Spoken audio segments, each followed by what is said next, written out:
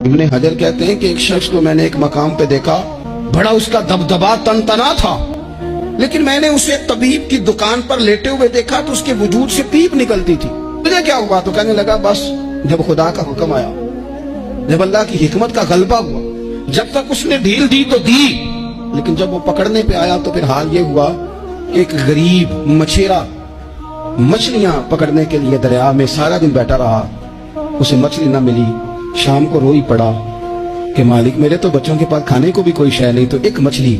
شام کو بڑی محنت کے بعد ایک بڑی مچھلی اس کے ہاتھ لگی۔ ان دنوں نہ مچھلیاں ملتی تھی نہ گوشت ملتا تھا، وہ بیچارہ ایک مچھلی لے کے جا رہا تھا اپنے گھر کی جانب، تو سامنے سے میں آ گیا، جو طریقہ ہوتا ہے، کدھر لے کے جا رہے ہو، کہاں سے لی ہے؟ تو کہتے اس نے کہا صاحب مجھے پتا ہے آپ مجھ سے چھین لیں گے، لیکن میرے بچے صبح سے بھوکے ہیں، یہی میرا روزگار ہے، آج مجھے کچھ نہیں میسر آیا، میں نے اس مچھلی کو لیا ہے، مجھے تو بیچنے کو بھی کچھ نہیں ملا، پتہ نہیں مجھے پکانی کس طرح ہے، تو یہ ایک مچھلی میرے بچوں کی خوراک بنے گی، کل لوٹ لینا، پرسوں لوٹ لینا، تمہارا تو کام ہی لوٹنا ہے، چلو کچھ دن کے لیے ہاتھ روک لو۔ کہتے ہیں اس نے جب یہ کہا تو میں نے ایک تھپڑ مارا اور اس آدمی سے مچھلی چھین کر میں نے اسے پکڑ کے گھر لا رہا تھا میں، اس مچھلی نے، حالانکہ مچھلیاں کاٹا نہیں کرتی، کہنے لگا اس مچھلی نے ناخن پر میرے پورے پر تھوڑا سا کاٹا ہے،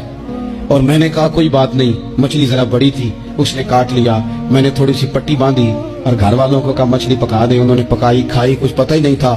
2-4 دن گزرے ہیں تو زخم آگے بڑھنے لگا ہے۔ طبیب کو دکھایا ہے تو اس نے کہا یہ تو انگلی کاٹنی پڑے گی۔ کہتے وہ انگلی کٹوائی، 1 ہفتہ نہیں گزرا تھا کہ زخم آگے بڑھا،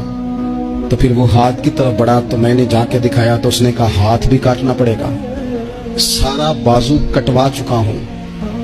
رات کو نیند نہیں آتی، ایک لقمہ پیٹ میں نہیں گزرتا،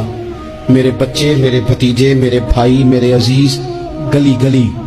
اس غریب کو ڈھونڈتے پھرتے ہیں جس کا نام بھی ہم کوئی نہیں جانتے،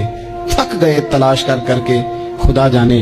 کہاں چھپ گیا اللہ کی اتنی بڑی زمین میں، وہ ملتا نہیں، میں سو نہیں پاتا۔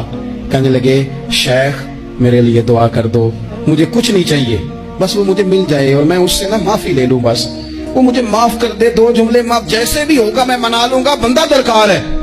ابن حجر نے لکھا ہے، کہتے ہیں وہ تڑپتا رہا، روتا رہا، آہوزاری کرتا رہا۔ میں نے بھی اس کے لیے دعا کی کہ اللہ کرے وہ شخص مجھے مل جائے۔ پھر کچھ دنوں کے بعد مجھے کسی نے بتایا کہ مر تو گیا ہے تڑپ کے، پر اسے معافی کا موقع میسر نہیں آیا۔